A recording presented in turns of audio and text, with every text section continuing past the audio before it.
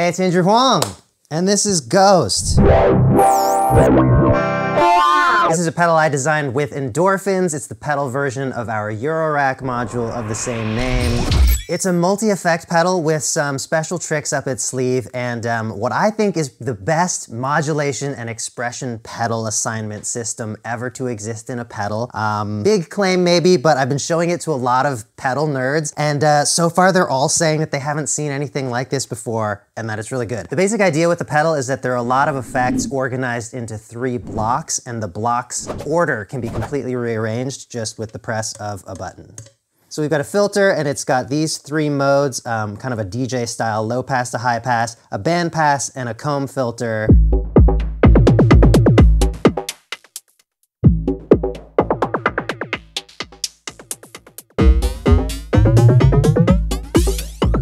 For the next block, there is a distortion, which is here, and a bit crusher, which is the secondary function of this knob.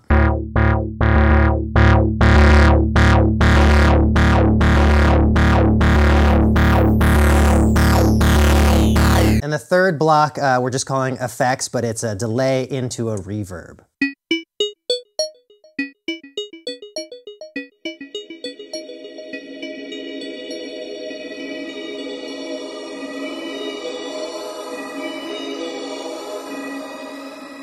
The delay has a tap tempo here, and there's also MIDI sync, and the reverb actually has 3 modes. There's a hall/shimmer, a reverse, and a spring. And then outside of these effects blocks on the input, you've got a dry-wet mix, and the secondary function of that is a cab simulator. And then there is, of course, the output volume here. I always love experimenting with different orders of pedals, but it's a hassle to, rewire them to do that. And here, with the press of a button, you can try different things out.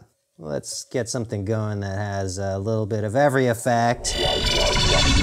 So here's a distorted tone going into a filter that's being modulated going into the delay and reverb.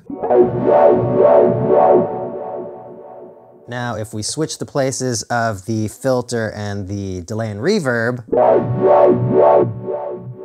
we're filtering those reverb and delay trails. Now, if we put the filter before the distortion, it's a more distorted tone because you're distorting all that filter resonance rather than having the filter remove harmonics from a distorted signal. Next, filter first into effects, then distortion at the end. So we're gonna crunch up all of our reverb and delay. Then the spatial effects into the distortion, into the filter. And then the final one, spatial effects first, then filter, then distortion. So with this particular example, some are more different than others, and of course all this is going to depend on your exact settings and what you want to achieve, but being able to just quickly try out filter before distortion versus distortion before filter, that I just find super handy to be able to do quickly because it just gives you different flavors to work with. Shift functions can get some hate sometimes. We did our best to make this really clear. Everything that has a shift function is clearly labeled as a lowercase text beside the main parameter label. And this is the shift button, so I can either hold it down and adjust something and then let go, so a momentary behavior, or I can just press it and then it latches. I can adjust all the shift functions that I want and then press it again to exit the shift mode. And as you can see, the lights change when we have shift engaged. We wanted to include a lot of visual feedback, so you always know with the color whether you're looking at a main parameter or a shift parameter, and the LED brightness shows you the current parameter value, including when it's being modulated.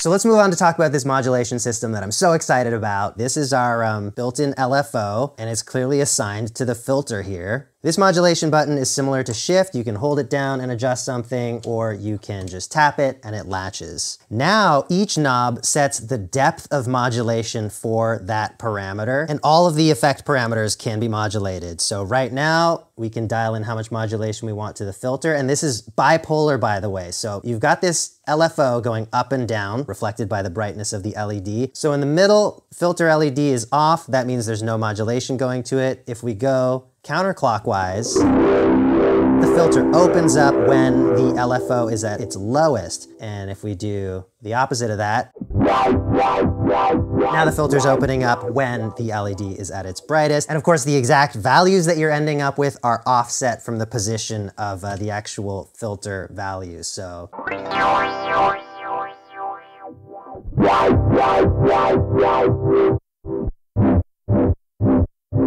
So you can have the same amount of modulation starting from any different point along the parameter. All right, let's zero that out because I also want to show you, when I said every parameter can be modulated, that includes shift parameters. So how do you modulate a shift parameter? It's super easy. In the modulation mode, you just hit shift. Now we could modulate the bit crusher. Kind of an extreme example just to demonstrate it, but yeah, you can modulate any parameter, any shift parameter, and as many as you want in any combination at the same time. I'm just going to initialize this. You tap all 4 buttons for a couple seconds, and then you get a clean slate. I want to demonstrate the different modulation modes. So let's get a bit of a distorted tone. We'll go to the filter again. It's just so easy to demonstrate stuff with a modulated filter.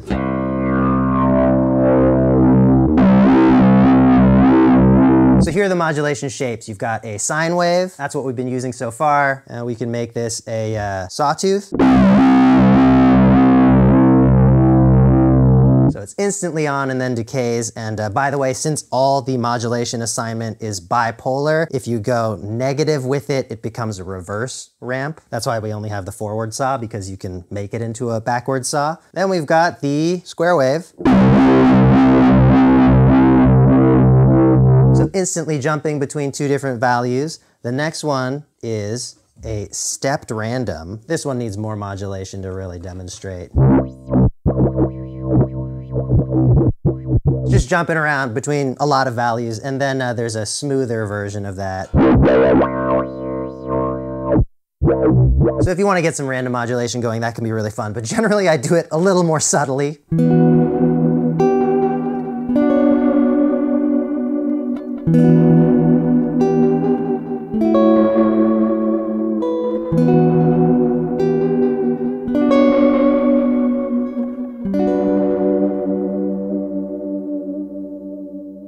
And then lastly, we have an envelope follower. So now, this is actually going to be like an auto-wah effect because the volume of the signal going into the pedal is going to control the amount of modulation. And the speed control in this case is like how much slew there is, or basically how fast does that envelope follower respond.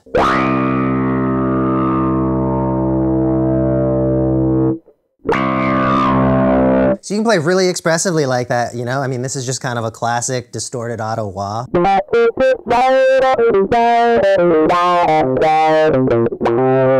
Here's another thing you could do. You could duck your effects. Maybe you've got a huge amount of delay and reverb on there. But you don't want it to muddy up when you're actually playing, so envelope follower mode, assign modulation to the delay and reverb amounts, but inverted, so we're gonna go counterclockwise from 12 o'clock. So now I can play really loud and it'll be clean, and as soon as I stop playing, those spatial effects will flood in.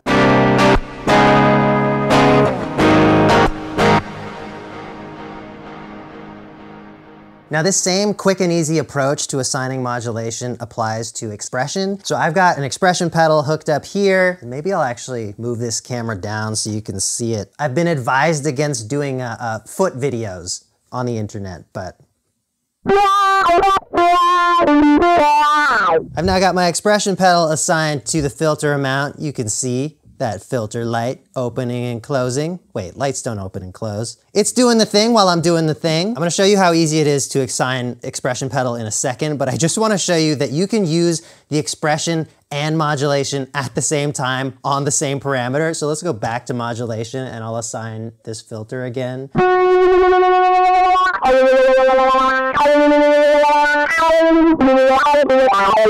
Does that effect even exist? It's like I've got a wah pedal and then another person with like really fast feet also controlling the wah at the same time. I actually really love Ghost as a wah pedal because you can dial it in so perfectly to exactly what you want the frequency for your heel and toe position. You can set the resonance. You can even choose between a low pass to high pass versus a band pass filter. Like, it's actually a better wah pedal than all the other dedicated wah pedals I've ever used. All right, let's zero that out though. Oh, by the way, when you're dealing with modulation, it'll flash purple when it's not assigned anymore. So to assign the expression pedal, we just go Shift Modulation, and it's blinking slowly, which means I'm doing the heel position. So I set my expression pedal in the heel position, tweak what I want. I'm gonna say the delay time. Now, Shift Modulation again, it's blinking fast, so I'm doing the toe position, put my pedal in the toe position, and tweak the parameter again to another value. Shift Modulation one more time to exit. Now, you can see my expression pedal is controlling both the delay time and the filter, so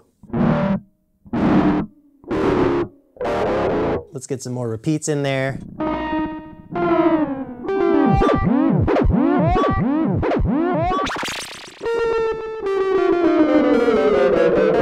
So that's just with 3 assignments. You can go really wild with this. You can also spend more time dialing it in than I just did. And you also don't have to go nuts with it, but the modulation system allows you to create all kinds of classic effects. So for instance, Ghost doesn't have a tremolo effect technically, but you just modulate the volume, set it to whatever speed you want.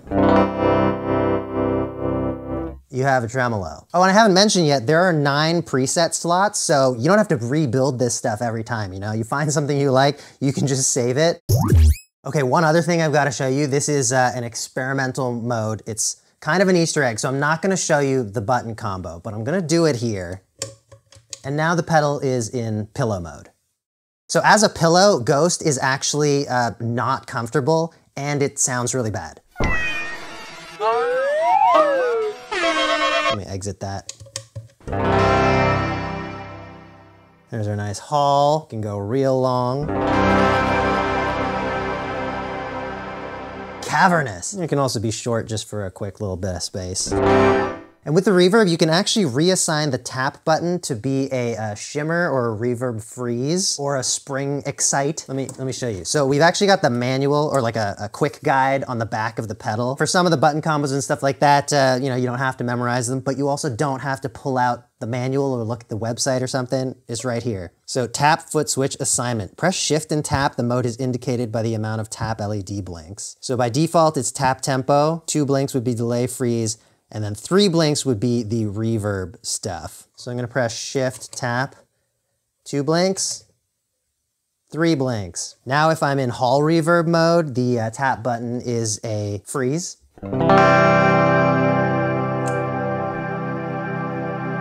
It's just gonna be frozen.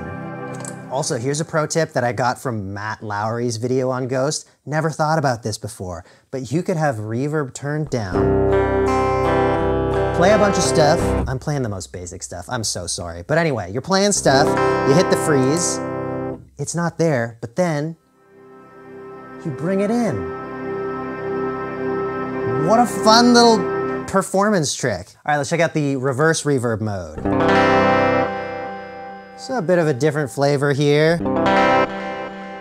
Kind of feels delay-ish because of course, you know, you have to already have time to be able to reverse the time. Because time travel isn't real and I am contractually obligated to deny the existence of time crystals. We must protect the crystals. So in the reverse mode, the tap button, if set to 3 blinks mode, is a shimmer.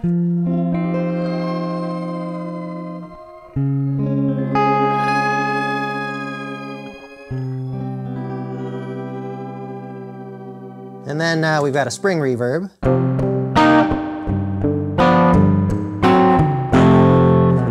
And here tap is like a virtual exciting of the spring. So,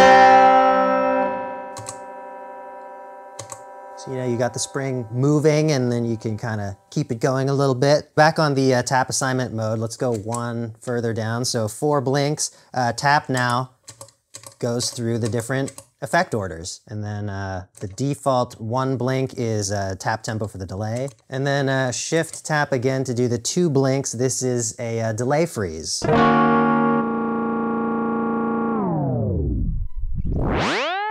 So you can get fun and glitchy with that. It's definitely better with the pedal on the floor and, you know, tapping it while you're playing rather than using this garbage. This delay can get super wild, by the way. The other day, I was traveling for work, messing around with Ghost in a hotel and putting it on the Basel Castle ARP. Then got a whole feedback patch going with a little modular system. Anyway, the main sounds you're hearing in this are just a tiny little synth sound being totally messed around with the delay time changing.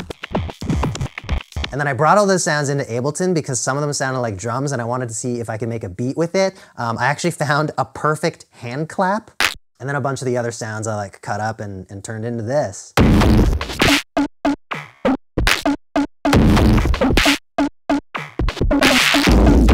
So that's a pretty experimental use for the pedal. Ghost sounds great on plenty of things that aren't guitars, and actually there is a switch where you can go between line and instrument levels, so you can use it on your synths. You can put a mic preamp into it. So that's Ghost. It's out now. It's linked in the description. Huge shout out to Endorphins for working with me on this and being open to all my ideas. Leave a comment. I'd love to hear your thoughts on it. Thanks so much for watching. I'll see you next time.